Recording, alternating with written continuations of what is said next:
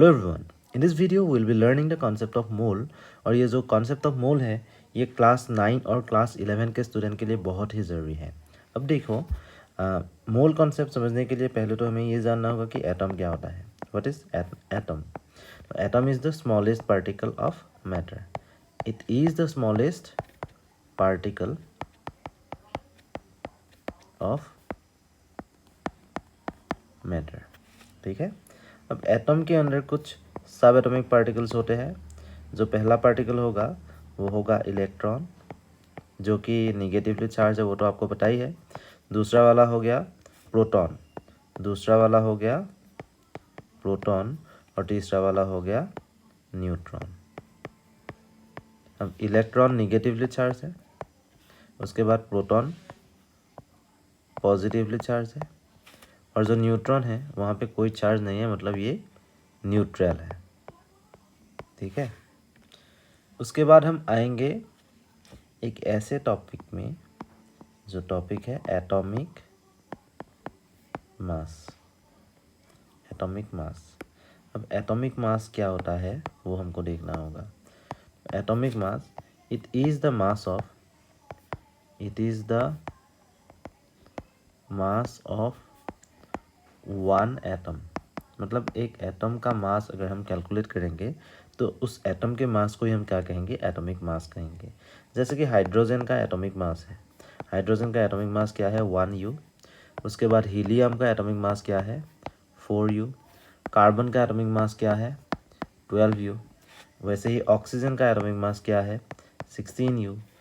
Nitrogen का atomic mass क्या है? 14U। सल्फर का ऑक्सीजन एटॉमिक मास क्या है? 32U। तो किसी भी एटम का अगर हम मास निकालेंगे तो उस मास को हम क्या कहेंगे? एटॉमिक मास कहेंगे। अब एटॉम्स कंबाइन होके मॉलिक्यूल्स फॉर्म करते हैं। मॉलिक्यूल्स, तो मॉलिक्यूल्स का अगर मास कैलकुलेट करेंगे उसको हम क्या कहेंगे? Molecular mass. उसको हम कहेंगे मॉलिक्यूलर मास। मॉलिक्यूलर मास मतलब mass of only one molecule. Mass of one molecule. In case of water, which has a formula H2O, we can write the molecular mass as 2 into atomic mass of hydrogen plus 1 into atomic mass of oxygen। क्योंकि यहाँ पे दो hydrogen atoms हैं और एक oxygen atom है। दो hydrogen atom के लिए मास क्या होगा? 2 इंटू 1U, क्योंकि एक हाइड्रोजन एटम का मास क्या है? 1U है। उसके बाद 1 इंटू ऑक्सीजन एटम का मास, ऑक्सीजन एटम का मास क्या है? 16U। 1 into 16U।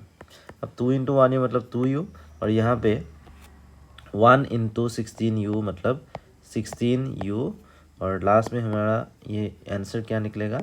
18U। मतलब वाटर का अगर एक मॉलिक्यूल हम लेंगे तो उसका मास क्या होगा? उसका मास होगा 18U। वैसे ही हम CH4 का करके देखते हैं। मीथेन, CH4 जिसका नाम मीथेन है, यहाँ पे कार्बन का atomic mass into 1 plus 4 into hydrogen का एटॉमिक मास। कार्बन का एटॉमिक मास क्या है? 12 इंटू 1 प्लस 4 इंटू हाइड्रोजन का एटॉमिक मास क्या है? 1U।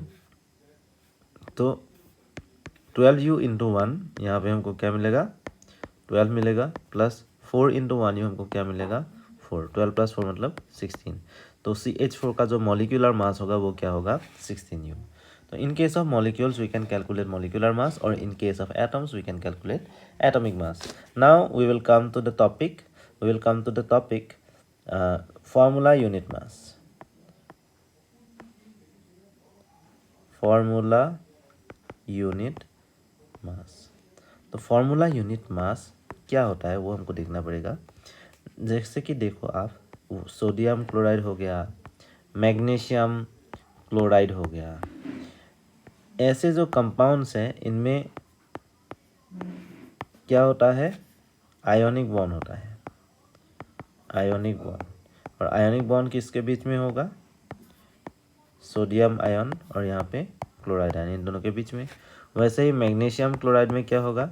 मैग्नीशियम 2 पॉजिटिव स्टेट में होगा और 2 क्लोराइड आयन्स होंगे। ठीक है।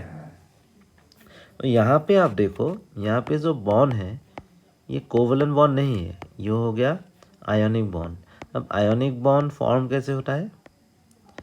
आयोनिक बॉन्ड फॉर्म होगा by the transfer of electrons, by the transfer of electrons. मतलब जब इलेक्ट्रॉन्स ट्रांसफर होंगे, जैसे कि सोडियम और क्लोरीन को ही आप देख लो, सोडियम और क्लोरीन।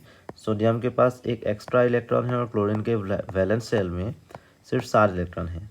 तो क्लोरीन को 1 इलेक्ट्रॉन चाहिए और सोडियम को एक इलेक्ट्रॉन रिलीज करना होगा ताकि सोडियम को नियॉन का जो इलेक्ट्रॉनिक कन्फिगरेशन है वो मिल जाए। तो सोडियम क्या करेगा, जो इलेक्ट्रॉन है उसको छोड़ देगा, मतलब उसको रिलीज करेगा और क्लोरीन को दे देगा। तो क्लोरीन एक्सेप्ट करेगा वो इलेक्ट्रॉन और क्लोरीन क्या बनेगा, Cl-। वैसे ही सोडियम क्या बनेगा, सोडियम एटम क्या बनेगा, Na+। अब Cl- में वैलेंस शेल में टोटल 8 इलेक्ट्रॉन्स होंगे, उनको हमें दिखाना होगा ऐसे, और यहाँ पे माइनस साइन होगा।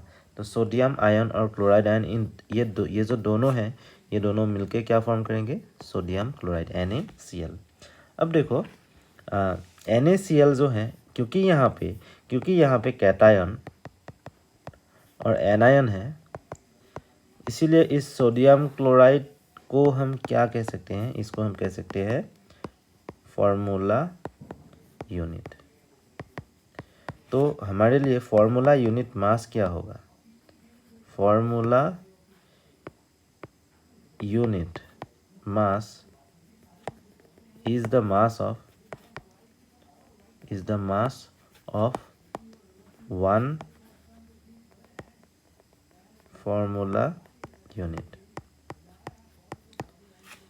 So here we can see that in case of sodium chloride, the formula unit mass is the mass of sodium ion, which is 23U, और वैसे ही क्लोरीन का जो एवरेज एटॉमिक मास है वो है 35.5U। 23 + 35.5U, तो हमको क्या मिलेगा, 5 + 3 8, और यहाँ पे 3 + 2 5, 58.5U।